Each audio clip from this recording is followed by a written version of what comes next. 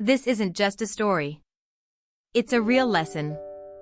Something to learn from, because life has a strange way of teaching us through the experiences of others. Sometimes, life throws us into unexpected situations. Places we never imagined ourselves in, with choices we never thought we'd have to make. Everything started the day I felt my life suddenly changing. I was just living a normal life. Nothing strange. Nothing special. Until one day, I found myself in a moment I never saw coming. I was sitting alone, thinking about what had happened. The people around me, their looks, the way they spoke. Something felt off. Like there was a secret no one wanted to say out loud. I looked at my wife and said, "Hey, are you noticing what's going on around us?" She smiled softly. "What do you mean, babe?" I smiled back, half joking, half curious. "I don't know, even when you say babe, it sounds like sugar coming out of your mouth." She laughed. "You're really sweet, you know that?" But deep down, I was still unsettled. Something didn't feel right. There was a vibe. A strange energy. Her eyes were saying something her mouth wouldn't. That's when the doubts started growing. I realized this story didn't start today, maybe it began way before we even got married. Things had been normal, until they weren't. The people around me started acting weird. They didn't need words, their eyes said it all. Day by day, strange things kept happening. Things that didn't make sense. And the more I looked back, the more it all started making sense. I began connecting the dots. And then the real question hit me. Is everything really the way I see it? Or, is something being hidden from me? That question, that feeling, it became addicting. Scary, but exciting. And that's why I'm sharing this with you. Because what I thought was true, turned out to be the complete opposite.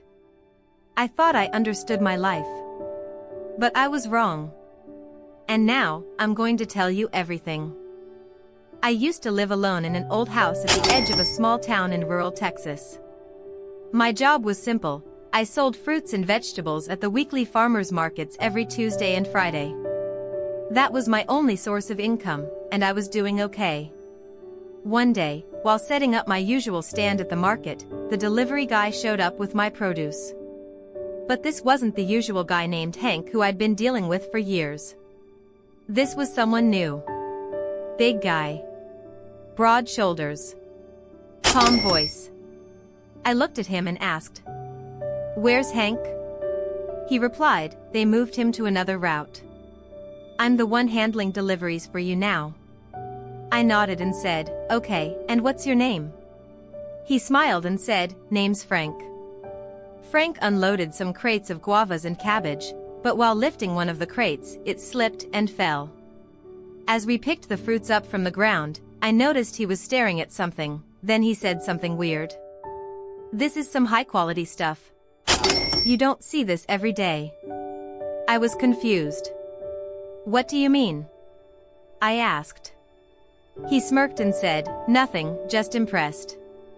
The way he looked at me gave me this strange feeling. It wasn't exactly fear, but it definitely wasn't comfort either. And for some reason, his presence reminded me of something, or someone, from my past.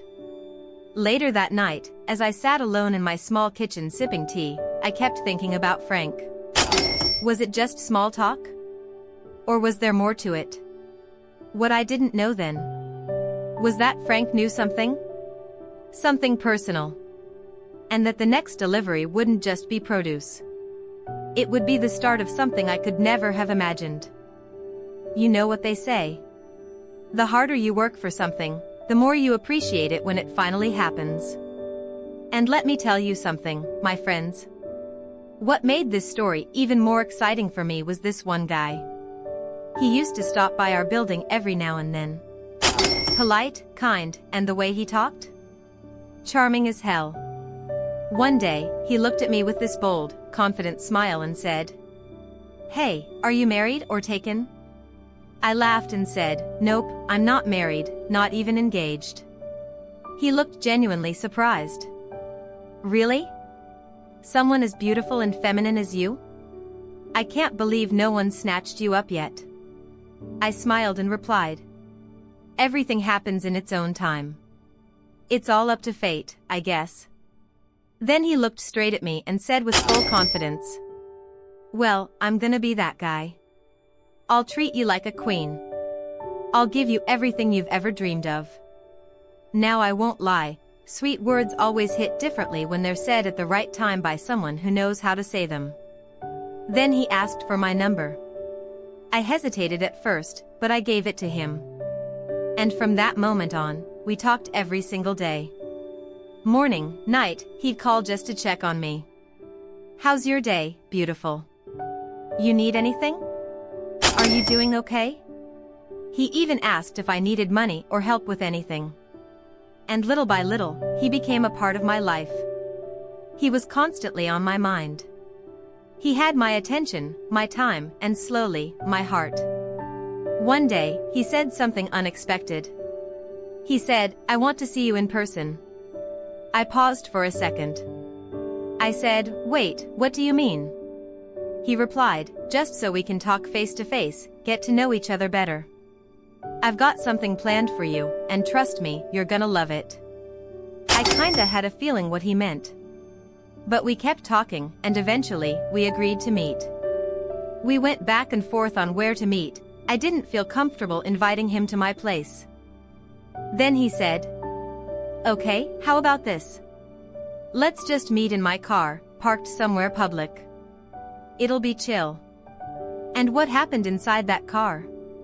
Well, that was the real twist in this story. And I'll tell you everything in part 2. So stay tuned, but I'm only dropping the next part if this video gets enough love and support. Smash that like button and let me know in the comments if you're ready for what's next. Thanks for watching, sweethearts.